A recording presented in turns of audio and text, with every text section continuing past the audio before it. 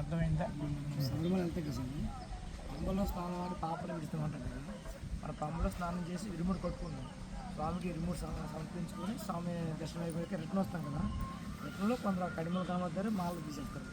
పంబలో స్నానం చేయొచ్చే చేయకూడదు, మాలు తీయకూడదు.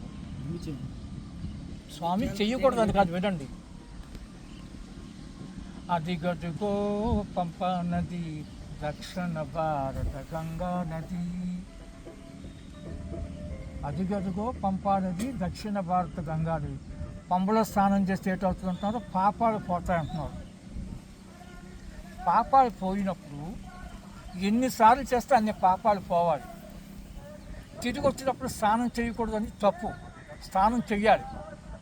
అవకాశం ఉంటే చేసుకో, లేకపోతే మానేయం. అంతేగాని చేస్తే పాపాలు అంటుకుంటాడు కాదు, పాపాలు మళ్ళీ తిరిగి స్నానం చేస్తే పాపాలు అంటుకుంటాడు, అందరికీ పుణ్యం అనేది అవుద్ది. మాల మాత్రం అక్కడ తీయకూడదు. మనకి అవగాహన లేక వీటికి అడ్జస్ట్మెంట్ అవ్వక ఎక్కడైతే మాలేస్తామో అక్కడికి వచ్చి తీయాలి. అది పరిపూర్ణమైన దీక్ష తాలూకా ఫలితం. మనం ఏం చేస్తున్నామంటే ఈ తిరుపతి మొక్కుబడి ఉంది, అన్నవరం మొక్కుబడి ఉంది, తిరుపతి వెంకటరామూర్తి, విజయవాడ మొక్కుబడి ఉంది అని చెప్పి దారిలోని మాల తీసి ఏ రామేశ్వరం ఏ కన్యాకుమారిలో మాల తీసి మనం ఈ తిరుపతిలో గుళ్ళు తీసుకుంటున్నాం. అది కాదు, మీరు ఎక్కడైతే మాల వేసారో అక్కడికి వచ్చి మాల తీయాలి. అప్పటికి మీకు దీక్ష పరిపూర్ణమైనది. మళ్ళీ ఇక్కడికి వచ్చి మాల తీసి మళ్ళీ ఇక్కడ తిరుపతి వెళ్ళాలంటే మళ్ళీ డబ్బులు ఖర్చు అవుతాయి కదా. 41 రోజు అయిపోయింది కదా, అప్పుడు ఏం చేస్తామంటే గురుస్వామి చేత కన్యాకుమారి రామేశ్వరం ఎక్కడో ప్రవశించే దగ్గర తీయాలి. అంతేగాని చెట్టు కింద వేసుకోవచ్చు, కానీ చెట్టు కింద తీయకూడదు. అవే మాల మళ్ళీ తిరిగి మళ్ళీ అమ్ముతుంటారు. ఆ మాల అలా కాలగర్భంలో కలిసిపోయినట్టు సముద్రంలో వేసేయాలి. రామేశ్వరంలో ఉన్న సముద్రం పెద్ద చెరువు, కొట్టుకుపోతుంటాయి. ఇలా చెరువులు వేస్తే కాదు, నదులు కొట్టుకుపోవాలి.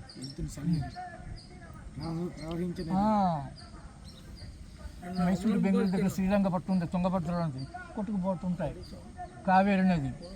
అలా ప్రవశించే నదులు మాల వేసేయాలి. మొన్న కమలం పూజకి వెళ్ళాం స్వామి, ఆ స్వామి 48 రోజులు దీక్ష చేయమంటారా?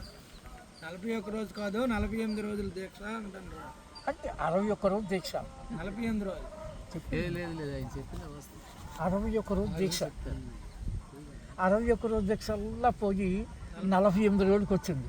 48 రోజుల్లో పోయి 45కి వచ్చింది. 45లో పోయి 41కి వచ్చి నిలబడ్డది. ఈ 41 కల్లా వచ్చి నిలబడి నాలా టంకం స్వామిని ఏం చేస్తున్నారంటే 18 రోజులకి వేసుకో, 20 రోజులు అర్ధమాల పావుమాల తయారయ్యారు. పీఠానికి ఒక గురుస్వామి తయారయ్యి. ఎవరో చిన్నపిల్లలు ఉన్నారంటే అన్యం పుణ్యం తెలదు పిల్లలు. మరీ చిన్నపిల్లలు 3 సంవత్సరాలు 5 సంవత్సరాల పిల్లలకి వాళ్ళు పడుకోలేరు, రాత్రి ఉండలేరు, తెల్లారుజాము 3 గంటల స్నానం చేయలేరు, మనతో పాటుగా ఏం చేయలేదు కదా. అలాంటి పిల్లలకి 18 రోజులకు 21 రోజుకి ఇస్తున్న అన్నం ఉంది. మా కొడుక్కి 21 రోజే, నాకు 21 రోజుకి. అర్ధమండలం. ఈ అర్ధమండలాలు పావు మండలాలు కాకుండా నీకు భగవంతుడు చూడాలని ఉద్దేశం ఉంటే శివులకి వెళ్ళిపో. నువ్వు శివులకి వెళ్ళినా ఆ దర్శనమే, 40 రోజులు 70 రోజులు 100 రోజులు దీక్ష చేసినా ఆ దర్శనమే. కాకపోతే ఏముంటుంది, ఇరుముడు ఉంటుంది కాబట్టి 18 లెక్కనిస్తాడు. ఇరుముడు లేదు కనుక, దీక్ష లేదు కనుక చుట్టూ తిరిగి స్వామి దగ్గర దర్శనానికి వస్తారు. స్వామివారికి ఆ దర్శనమే, మనకు కూడా ఈ దర్శనమే. అంచేత చేస్తే పరిపూర్ణంగా చేయడమే. మండల కాలం 41 ఫస్ట్లో మేము 61 రోజులు 108 రోజులు చేసేది, కానీ 61 రోజు తక్కువ చేయకూడదు. అలా ఏం చేశారంటే దాన్ని 48కి వచ్చాయి. 48 పోయి 45కి, ఇప్పుడు 41కి. అలాగే ఎందుకు మారింది స్వామి? అలాగే ఎందుకు రోజులు మారా? పీఠానికి ఒక గురుస్వామి తయారయ్యాడు. ఆ స్వామి అలాగే చెప్తాడులే. స్వామి 41 రోజు మండల కాలం 41 రోజే అంటే ఈ స్వామి ఒక పాట పాడుతున్నారు. కార్తీక మాసాన్ని మనలు వేసాము, 41 రోజులు దీక్షలు వేసేసామంటాడు ఈ స్వామి. గాబరాయి స్వామికి. కార్తీక మాసాన్ని మనలే వేసాము, 41 రోజులు దీక్షలే చేసాము స్వామి ఏ అయ్యప్ప అని ఈ స్వామి అంటే, ఈ స్వామి ఏమంటున్నారు తెలిసిన, మా దశికరణ మొదలెట్టి 40 దినములు దీక్షలతో అని ఈ స్వామి పాడుతున్నారు. ఈయనేమో 41 అంటున్నాడు. కార్తీక మాసం ముందు ఏమంటుంది ఈ స్వామి. ఈ స్వామి ఏమంటున్నాడు, మార్గశిఖరన మొదలెట్టి 40 దినములు దీక్షలతో ఈ స్వామి పడతారు. అయితే ఈ స్వామి 40 రోజులు వేయాలా? ఆ స్వామి చెప్పి 41 రోజు వేయాలా? ఈయనకి ఆ ఊరు గురుస్వామి, ఈయనకి ఈ గురుస్వాములు ఎక్కువైపోయారు కదా. అందుకని పద్ధతి ప్రకారం అంటే 61 రోజులు, 48 అంటారు, 48 అంటారు, 41. ఏదైనా 41 రోజు తక్కువ కాకు. 61 రోజు అనేది ఏ విధంగా ఫస్ట్ స్టార్టింగ్ శబరిమల స్వామి తెలిసిన కానీ 61 రోజు 61 రోజు స్వామి. నువ్వు మండలానికి వెళ్ళండి, యువతికి వెళ్ళండి, మేము చేస్తాం కాబట్టి చెప్తున్నాను. ఇప్పుడు తెల్లంచుంటే కన్యస్వాములు, పట్టుకుమాయిలు వస్తే కన్యస్వాములు, ఏటు 3 రకరకాలు తయారయ్యారు. ఏమో అనలేకపోతున్నాను. మీరు బాగా వినండి స్వామి, మీరేం చిన్నపిల్ల కారు, మీరు చెప్పాను. నేను వెళ్ళిపోతుంటే ఉండండి గురుస్వామి గారు అని చెప్పి నాకు 51 రూపాయలు దక్షిణ 2 అరటిపళ్ళు ఇచ్చారు. బాగా వినండి. తీసుకున్నాను. మీ ఎదుటి మీరు ఎంత ఇచ్చారు దక్షిణ అనుకోడు కదా. అవి తీసి బస్సు డిక్కీలో పెట్టుకున్నాను కవర్లో.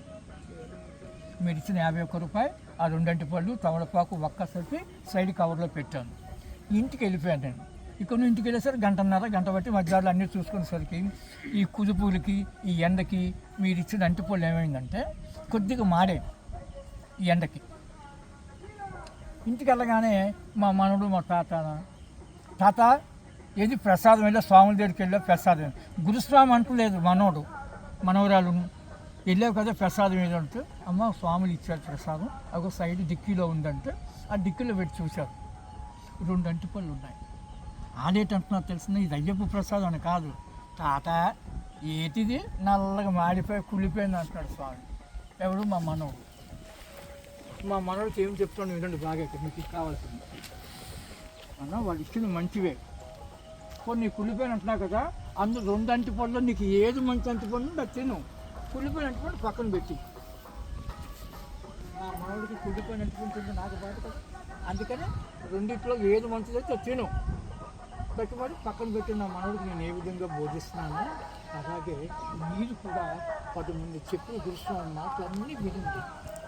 ఏ గురుస్వామి నిందించలేము, ఏ గురుస్వామి నిందించినా, ఏ యుగ పురుషుని నిందించినా మనకు వచ్చే జన్మలో కుష్ఠుదాక జన్మ వస్తుందని శాస్త్రం చెప్తుంది. అంచేత స్వామి చుందర్చని, గణపతి అవని, దివ్యస్వామి అవని, గడికిపాటు అవని, సాగంటి వారు అవని, షణ్ముఖం ఉన్నారు, ఎలాంటి వారిని కూడా నిందించకూడదు. వాళ్ళు చెప్పినవన్నీ వినండి. ఎవరు కూడా ధర్మం కోసమే చెప్తారు, పాడైపోయిన ఎవరు చెప్పరు. అయితే ఇక్కడ ఏమొచ్చిందంటే మా మనకి 2 అంటిపళ్ళు, 1 అంటిపండు వాడికి కుళ్ళిపోయినట్టు కనబడుతుంది, వాడింది. మీరు కుళ్ళిపోయిన అంటిపళ్ళు నాకు దక్షిణ ఇవ్వరు కదా.